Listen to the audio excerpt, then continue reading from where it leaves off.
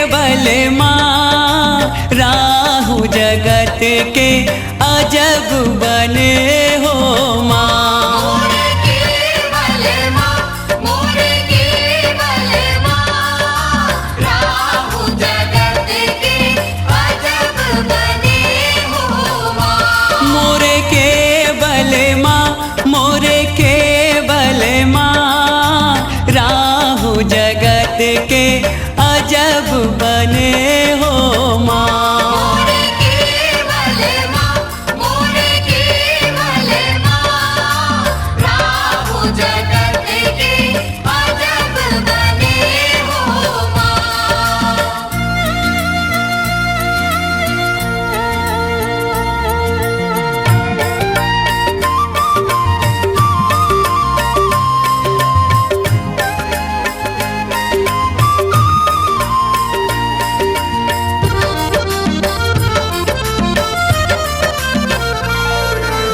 बिटिया बोले मालिन के, बिटिया बोले मालिन के, मैं तो जाऊँ हिंगलाज, मैं तो जाऊँ हिंगलाज, कर समगा दे गढ़ नरहुर के, कर समगा दे गढ़ नरहुर के।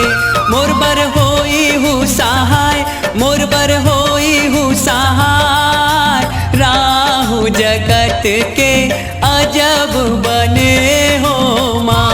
मोरे केवल माँ, मोरे केवल माँ, राहु जगत के अजब बने हो माँ।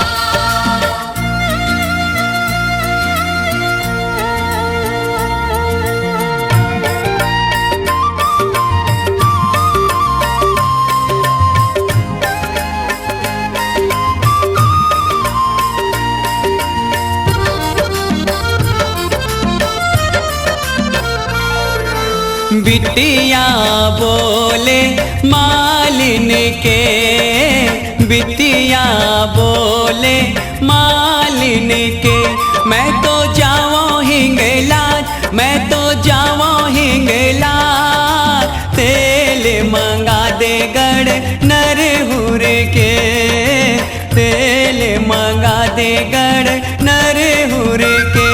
मोर बर होई हूँ सहाय, मोर बर होई हूँ सहाय, राहु जगत के अजब बने हो माँ।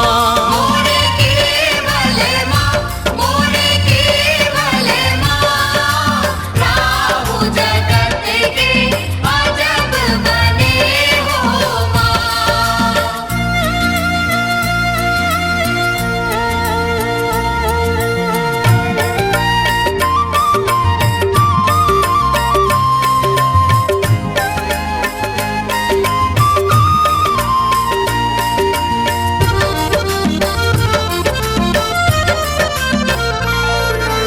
बिटिया बोले मालिन के, बिटिया बोले मालिन के, मैं तो जाऊँ हिंगलाज, मैं तो जाऊँ हिंगलाज, रूई मंगा दे गढ़ नरहुर के, रूई मंगा दे गढ़ नरहुर के। मोर बर होई हूँ सहाय, मोर बर होई हूँ सहाय, राहु जगत के अजब बने हो माँ। मोरे केवल माँ, मोरे केवल माँ, राहु जगत के अजब बने हो माँ।